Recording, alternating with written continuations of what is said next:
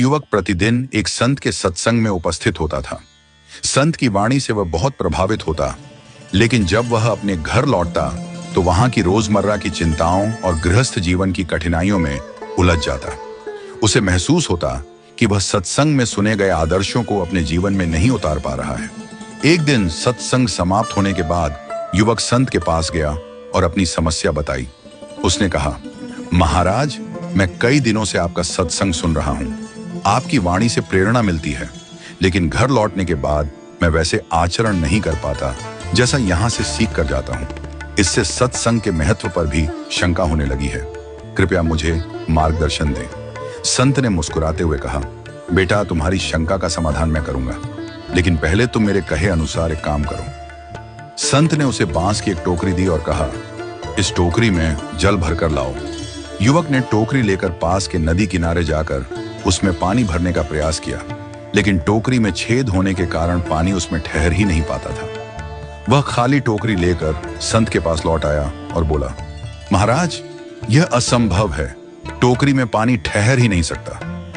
संत ने शांत स्वर में कहा, कोई बात नहीं, कल फिर कोशिश करना। युवक ने अगले दिन फिर प्रयास किया।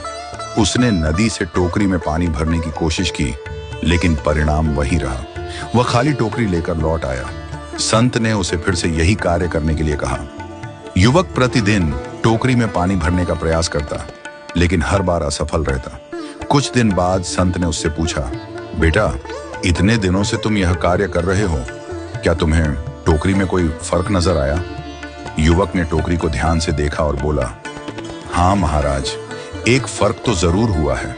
जब आपने मुझे यह टोकरी दी थी तब यह गंदी थी और इसमें मिट्टी जमी हुई थी, लेकिन अब यह टोकरी पूरी तरह साफ हो गई है। इसमें जरा भी गंदगी नहीं है। इसके छेद भी पहले जितने बड़े नहीं रहे, वे बहुत छोटे हो गए हैं। यह सुनकर संत ने मुस्कुराते हुए कहा, यही तो मैं तुम्हें समझाना चाहता था। बेटा, जिस प्रकार पानी में निरंतर टोकरी डालने से वह साफ हो गई और इसके छेद छोटे हो गए, ठीक उसी प्रकार सत्संग का प्रभाव भी होता है। जब कोई नियमित रूप से सत्संग सुनता है तो उसका मन भी धीरे धीरे निर्मल होने लगता है। मन के अवगुणों के छिद्र भरने लगते हैं और गुणों का जल उसमें ठहरने लगता है। सत्संग के माध्यम से मानसिक विकार दूर होते हैं और सद्गुणों का विकास होता है। संत ने आगे समझाया, यद्यपि अब भी तुम्हें यह अनुभव नहीं हो रहा है कि सत्संग का तुम्हारे जीवन पर क्या प्रभाव पड़ रहा है, लेकिन निरंतर सत्संग सुनने से तुम्हारा मन यह प्रक्रिया समय लेती है, लेकिन इसका प्रभाव स्थायी और गहरा होता है। जैसे बांस की टोकरी को बार बार पानी में डालने से वह साफ हो गई, वैसे ही सत्संग से तुम्हारे विचार और कर्म भी शुद्ध हो जाएंगे। युवक ने संत की बात समझ ली। वह संत के प्रति कृतज्ञ हुआ और मन में दृढ़ निश्चय कर लिया कि वह सत्संग में नियमित रूप से जाएगा और जीवन में उसका अनुकरण करेगा। सत्संग में महापुरुषों की पवित्र वाणी सुनने से मनुष्य के मानसिक विकार दूर होते हैं। यह सत्य है कि जो व्यक्ति नियमित रूप से सत्संग का अभ्यास करता है, वह धीरे धीरे अपने दुर्गुणों को छोड़कर सज्जन बन जाता है।